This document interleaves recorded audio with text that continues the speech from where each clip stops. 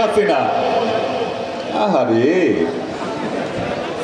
জামদানি একখান পরে ক্যামেরার সামনে হাজির হয়ে এমন একটা দেখায় তার মতো আর ফেরেশতার কেউ নাই। ওনার ছেলে জয়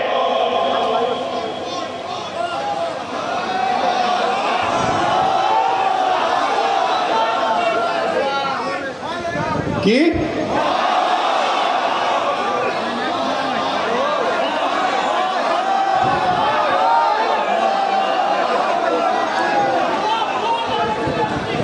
কয়দিন পর পর একটা ব্রিফকেস, একটা কি জানি একটা ল্যাপটপ নিয়ে বাংলাদেশে আসতো।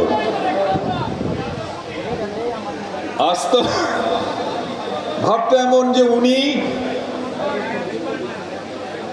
ওনার উপর আইটি বিশেষজ্ঞ আর পৃথিবীতে নাই। আরে আসতো তো টাকা নেওয়ার জন্য, আমরা তো জানি সেসব। মার্কিন যুক্তরাষ্ট্রের কয়জন শীর্ষ ধনী ব্যক্তির মধ্যে একজন এখন সজীব ওয়াজেদ জয়। ওনার বাড়ির যে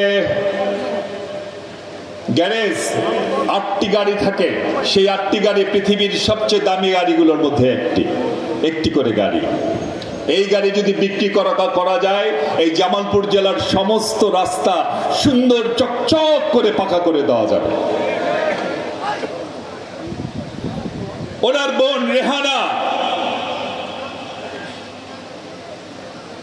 বাংলাদেশের যারা বড় বড় ব্যবসায়ী আছেন তারা চুল ছেড়েছেন, তার কারণ রেহানার কাছে পার্সেন্টেজ না দেওয়া পর্যন্ত কোনো ব্যবসা তাদের কপালে জুটত না।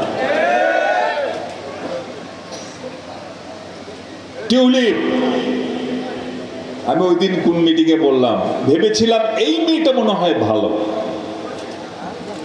লন্ডনে সে এমপি হচ্ছে, মন্ত্রী হচ্ছে, হোক শেখ হাসিনার আত্মীয়, কিন্তু ভালোই লেগেছিল।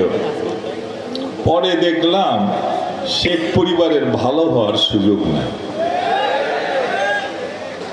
দেখলাম রূপপুর পারমাণবিক কেন্দ্র $8 বিলিয়ন প্রজেক্ট, যেটা হয়ে গেছে $12 বিলিয়ন, শুরু হওয়ার আগেই $4 বিলিয়ন চলে গেছেন, মালিক হয়ে গেছেন টিউলিপ, শেখ হাসিনা, শেখ রেহানা, জয় এবং বোনটার নামটা কি, ওই যে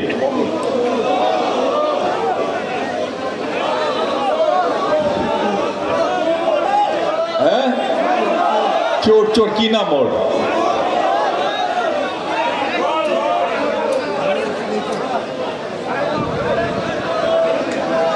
পুতুল।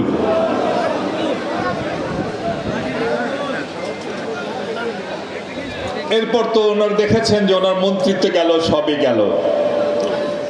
আর এদিকে আসুন, ওনার পিএস নাকি পিএ, শেখ হাসিনা নিজে বলেছেন, কি নাম ওর, পিয়ন, কত কোটি টাকার মালিক? আরে 1 কোটি না 2 কোটি না রে ভাই, পিয়ন কেমনে 400 কোটি টাকার মালিক হয় ভাই, মাথায় তো ঢোকে না। হেলিকপ্টারে নাকি চলাফেরা করে, পিয়নের নামে যদি 400 কোটি টাকা হয় তাহলে শেখ হাসিনার কাছে কত টাকা আছে হিসাব করে।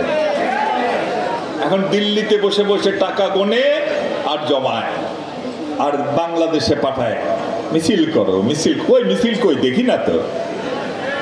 হ্যাঁ, রাতের বেলা দেখি মাঝে মধ্যে লাইট জ্বালায় 8-10 জন মিছিল করে আবার ছবি দেয়। রাতের বেলা ছাড়া দিনের বেলা মিছিল করতে পারে না। আবার আমাদের বলতো কাকু,